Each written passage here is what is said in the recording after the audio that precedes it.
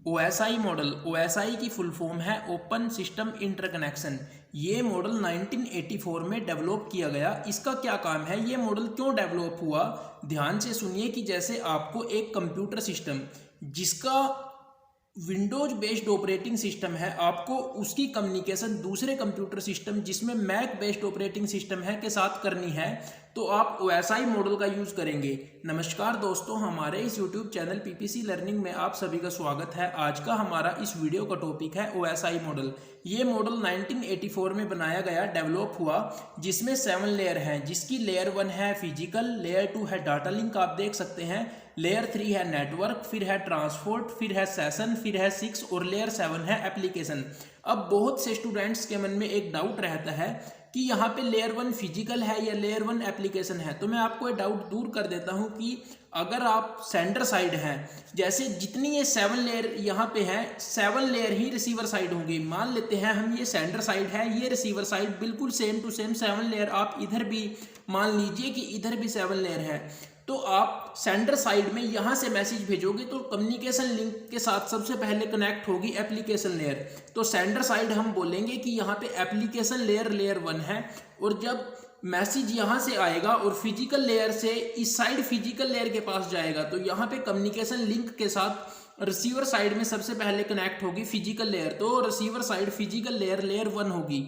अब ये जो 7 लेयर हैं, इनको हम 3 सब ग्रुप में डिवाइड कर सकते हैं। एक ग्रुप हो जाएगा लेयर 1, 2 और 3 का, जिसको हम बोलेंगे, ये जो 3 लेयर हैं ये है नेटवर्क सपोर्ट लेयर, जो नेटवर्क को सपोर्ट करती हैं, और लेयर 5, 6 और 7 का एक सब ग्रुप है जो है यूजर सपोर्ट लेयर।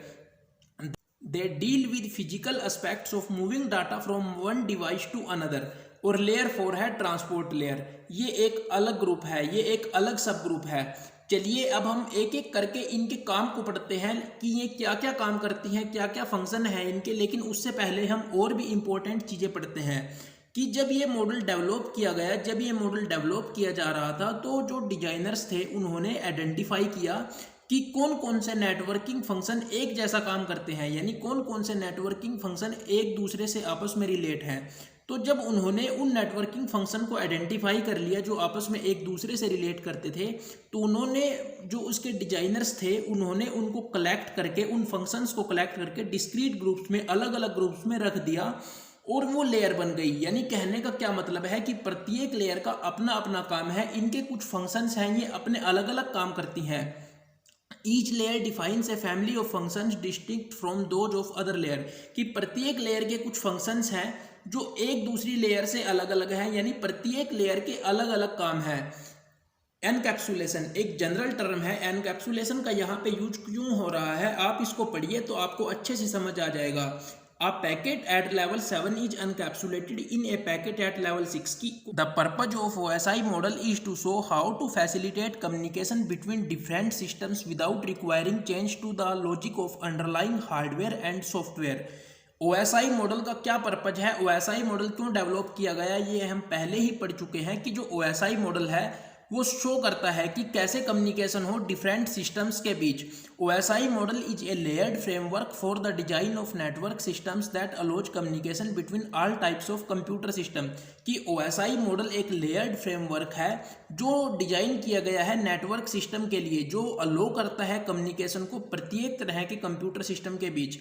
इसका एग्जाम्पल हम वीडियो के शुरुआत में पढ़ चुके हैं कि जैसे एक विंडो बेस्ड ऑपरेटिंग सिस्टम है और उसको मैक बेस्ड ऑपरेटिंग सिस्टम वाले कंप्यूटर सिस्टम के साथ कम्युनिकेशन करना है, तो हम OSI मॉडल का यूज करेंगे। OSI मॉडल के बारे हमने पढ़ा कि OSI मॉडल में 7 लेयर हैं जो आगे 3 सब ग्रुप में डिवाइड हैं।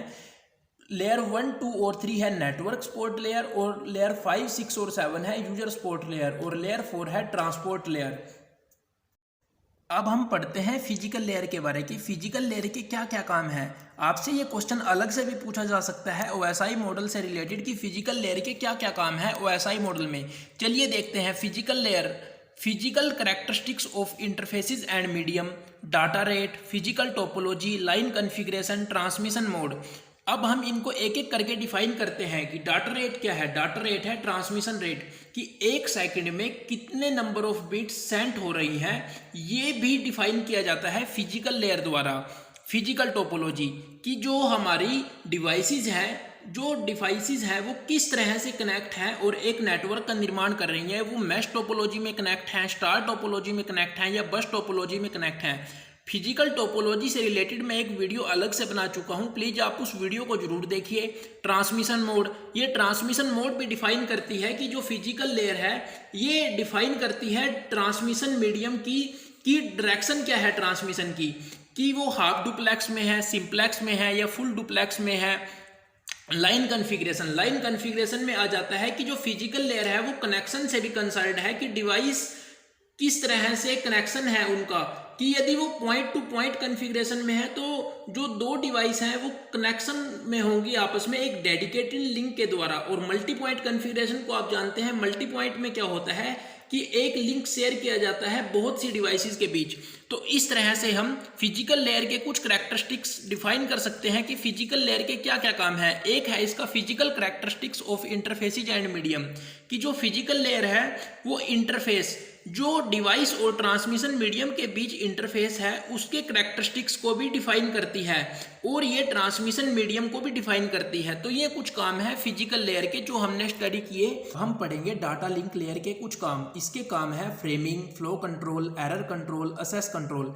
इनको हम बिल्कुल सिंपली डिफाइन कर सकते हैं कि फ्रेमिंग क्या है, कि जो डाटा लिंक लेयर है वो रिसीव करती है स्ट्रीम्स ऑफ बिट्स को नेटवर्क लेयर से, तो वो उनको डिवाइड कर देती है मैनेजेबल डाटा यूनिट्स जिनको हम बोलते हैं फ्रेम्स, यानी उनको फ्रेम्स में डिवाइड कर देती है।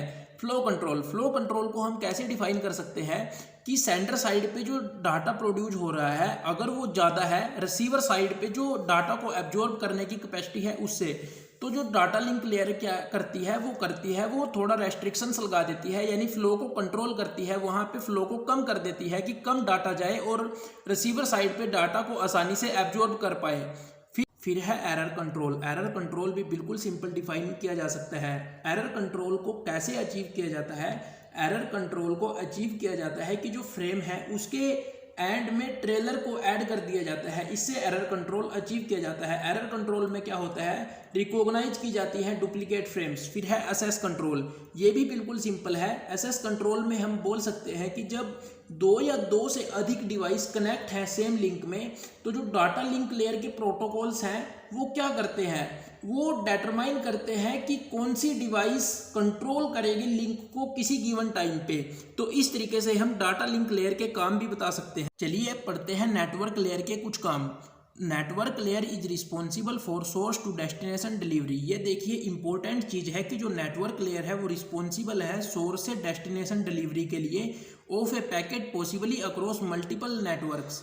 Network layer ensures that each packet gets from its point of origin to its final destination.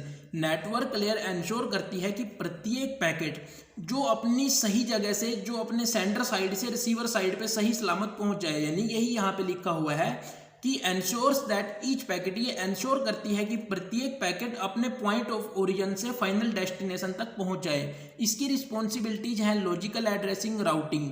ये इंपॉर्टेंट चीज़ है कि इसकी रिस्पॉन्सिबिलिटीज हैं लॉजिकल एड्रेसिंग और routing. The network layer adds a header to packet. अब याद रखिए नेटवर्क लेयर क्या करती है, ये हेडर को ऐड करती है पैकेट में coming from the upper layer. Among other things include the logical address of sender and receiver. और इसके साथ साथ एक तो ये हेडर को ऐड करती है और उसके साथ साथ ये लॉजिकल एड्रेस सेंडर का भी और रिसीवर का भी ऐड करती है पैकेट पर। अब हम पढ़ेंगे ट्रांसपोर्ट लेयर के काम। ट्रांसपोर्ट लेयर का इंपॉर्टेंट काम क्या है कि यह रिस्पॉन्सिबल है प्रोसेस टू प्रोसेस डिलीवरी के लिए, कि ये एंटायर मैसेज की प्रोसेस टू प्रोसेस डिलीवरी के लिए रिस्पॉन्सिबल है। इसके काम है segmentation and reassembly. Connection control को हम डिफाइन करते हैं कि कनेक्शनलेस और कनेक्शन ओरिएंटेड, ये दो में डिवाइड है। कनेक्शनलेस हो सकता है और connection oriented. A connectionless transport layer treats each segment as an independent packet and deliver it to transport layer at the destination machine. A connection oriented transport layer make a connection with the transport layer at the destination machine। कि जो connection oriented transport layer है वो connection को make करती है transport layer के साथ, destination machine वाली ट्रांसपोर्ट लेयर के साथ। पहले वो कनेक्शन को मेक करती है और उसके बाद पैकेट को डिलीवर करती है। जब सारा का सारा डाटा ट्रांसफर हो जाता है तो उसके बाद कनेक्शन टर्मिनेट हो जाता है। अब पढ़ते हैं सेगमेंटेशन और रीअसेंबली के बारे में। बहुत इंपॉर्टेंट कंसेप्ट है। Segmentation and reassembly. इसमें क्या होता है कि जो मैसेज होता है उसको डिवाइड कर दिया जाता है ट्रांसमिटेबल सेगमेंट्स में, कि मैसेज को सेगमेंट्स में डिवाइड कर दिया जाता है और प्रत्येक सेगमेंट के पास एक सीक्वेंस नंबर होता है। अब ये जो सीक्वेंस नंबर होता है प्रत्येक सेगमेंट के पास, इसका क्या काम है? इसका काम है कि यह ट्रांसपोर्ट लेयर को एनेबल करता है मैसेज को रीअसेंबल करने के लिए, कि जब डेस्टिनेशन साइड पे ट्रांसपोर्ट लेयर मैसेज को रीअसेंबल करेगी, दोबारा से जोड़ेगी, इकट्ठा करेगी, तो ये वहाँ पे हेल्प करता है कि वहाँ पे आसानी हो जाती है, सीक्वेंस नंबर का यूज करके मैसेज को रीअसेंबल कर लिया जाता है और वहाँ पे आइडेंटिफाई भी कर लिया जाता है कि क्या क्या लॉस हुआ है, क्या रिप्लेस हुआ है। अब है फ्लो कंट्रोल और एरर कंट्रोल। ये भी काम है ट्रांसपोर्ट लेयर का। Flow control at this layer is performed end to end rather than across a single link. आप आसानी से समझ गए होंगे। एरर कंट्रोल भी ठीक इसी तरह है। Error control at this layer is performed process to process rather than across a single link, कि एरर कंट्रोल भी यहाँ पे प्रोसेस टू प्रोसेस परफॉर्म होता है। फिर है session layer. Session layer is responsible for dialogue control and synchronisation. इसके क्या क्या काम है? ये रिस्पॉन्सिबल है डायलॉग कंट्रोल के लिए और सिंक्रोनाइजेशन के लिए। डायलॉग कंट्रोल क्या है? Session layer allows two systems to enter into a dialogue. It allows the communication between two processes to take place in either half duplex or full duplex. फिर है synchronization. The session layer allows a process to add checkpoints or synchronization points to a stream of data.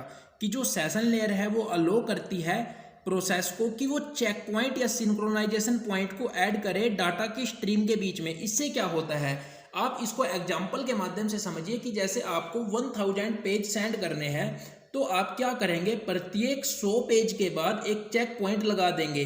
उससे क्या होगा कि जैसे आपने page भेजने शुरू कर दिए और आप जैसे ही 318 पेज नंबर पे पहुंचे, आप 318 पेज को भेज रहे हैं, सेंड कर रहे हैं, तो वहाँ पे एक क्रैश हो गया। तो अगर आपने चेक पॉइंट लगाए हुए हैं तो आपने जैसे प्रत्येक 100 पेज के बाद चेक पॉइंट लगाए हैं तो आपको पहले 300 पेज दोबारा से भेजने की जरूरत नहीं होगी। आप क्या करेंगे, आप सिर्फ 301 से 318 पेज तक आपको दोबारा भेजने पड़ेंगे क्योंकि आपने 300 पेज तक चेक पॉइंट लगाया हुआ है। अब हम पढ़ेंगे प्रेजेंटेशन लेयर। प्रेजेंटेशन लेयर की क्या क्या काम है, इसकी रिस्पॉन्सिबिलिटीज है ट्रांसलेशन, एनक्रिप्शन, कॉम्प्रेशन।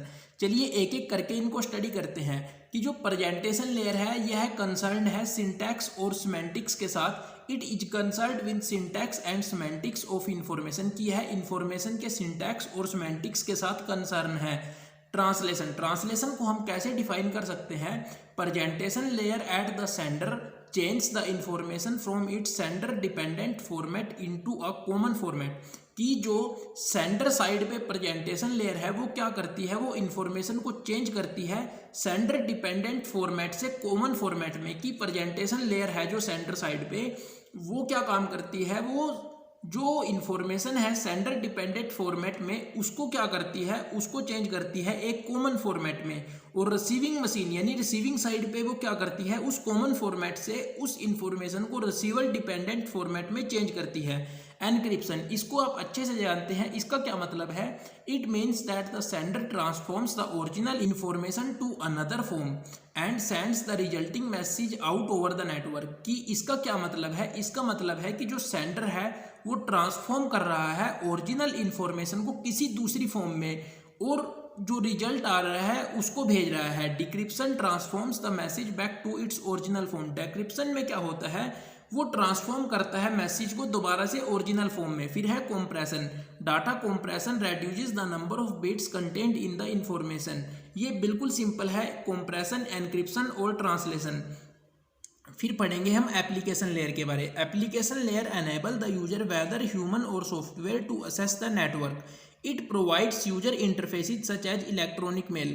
कि जो एप्लीकेशन लेयर है वो यूजर को योग्य बनाती है कि यूजर में ह्यूमन भी हो सकता है और सॉफ्टवेयर भी, कि वो असेस कर सके नेटवर्क को। It is responsible for providing services to the user services provided by application layer. कि यह क्या करती है, ये रिस्पॉन्सिबल है सर्विसेज प्रोवाइड करने के लिए यूजर को। इसकी कुछ सर्विसेज जैसे network, virtual terminal, file transfer, access and management, mail services, directory services. तो इस तरीके से हम OSI मॉडल को कंप्लीट स्टडी कर सकते हैं। OSI मॉडल, इसमें हमने क्या पढ़ा, इसकी फुल फॉर्म है ओपन सिस्टम इंटरकनेक्शन। ये एक मॉडल है जिसमें 7 लेयर है जो आगे 3 सब ग्रुप में डिवाइड हैं।